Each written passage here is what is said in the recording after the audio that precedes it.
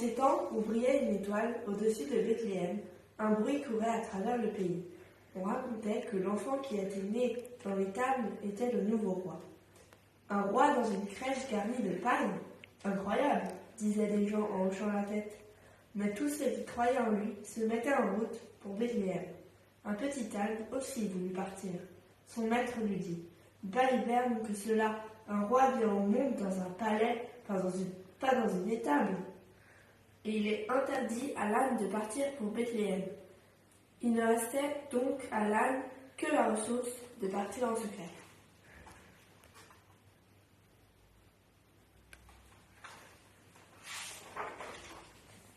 Il se mit en route au milieu de la nuit. Il avait peur, seul dans le noir. Il avait grande envie de faire demi-tour et de regagner son écurie. Mais ne voulait-il pas se rendre trop près de l'enfant Jésus? Sûrement qu'il me regardera et me sourira, pensa le petit âne. Et cette idée suffit à le réconforter et à lui faire oublier sa peur.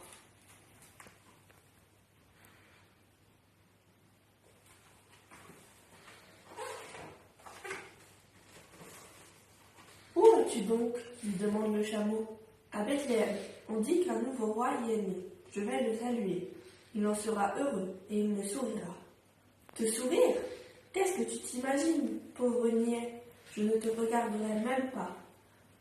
Il te chassera parce que tu es stupide. Et le chameau continua lourdement son chemin.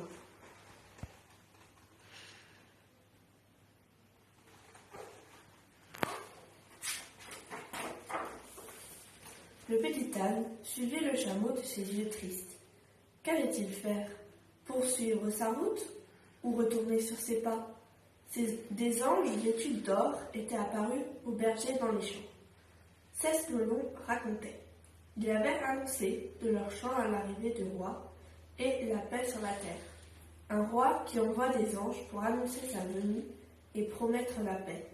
Il ne me chassera pas, se dit le petit âne, et il se remit à trotter, confiant, en direction de Bethléem.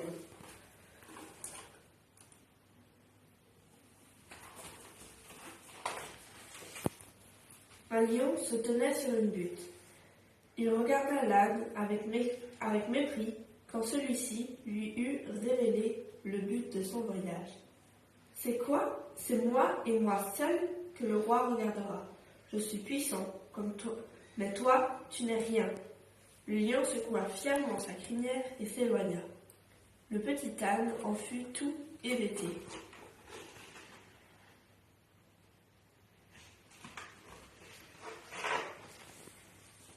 Une hyène croisa alors son chemin. « Stupide créature, ricana la hyène, tu n'es bon qu'à porter des fardeaux sur ton dos, pas à te prosterner devant un roi. Retourne d'où tu viens, lui dit-elle. Le pauvre âne fut tout désemparé. Faire demi-tour, seulement parce qu'il n'était qu'un âne? Non, il n'en était pas question.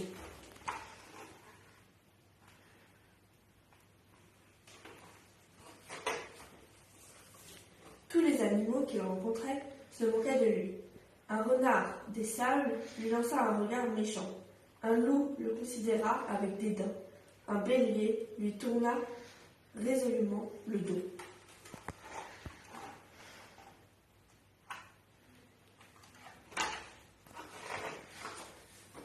L'âne commençait à avoir honte de sa peau d'âne. Il n'osa même plus lever les yeux. Et c'est ainsi qu'il se trompa de chemin et faillit se rompre le dos en tombant dans l'obscurité. Il se releva courageusement et frotta ses flancs douloureux. Il se sentait complètement abandonné.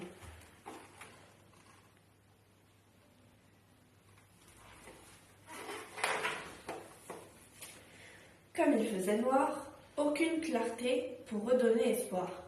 Si, pourtant, une lueur dorée lui fit soudain place aux ténèbres.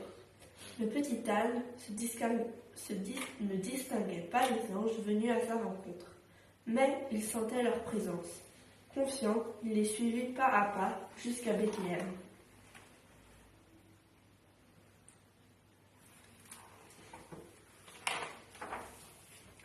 Le petit âne ne prêta plus aucune attention aux animaux qu'il rencontrait. Il n'écouta plus leurs railleries et ne voyait plus que la lumière qui devenait de plus en plus brillante. Et il aperçut tout à coup l'étoile au-dessus de Bethléem.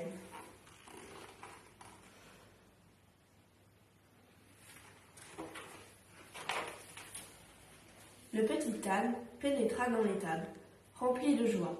Un petit enfant était couché dans la paille. L'âne le salua poliment d'un faible hi-han. Et comme l'enfant le regardait en souriant, le petit âne comprit que Jésus aimait toutes les créatures de la terre, même les plus insignifiantes.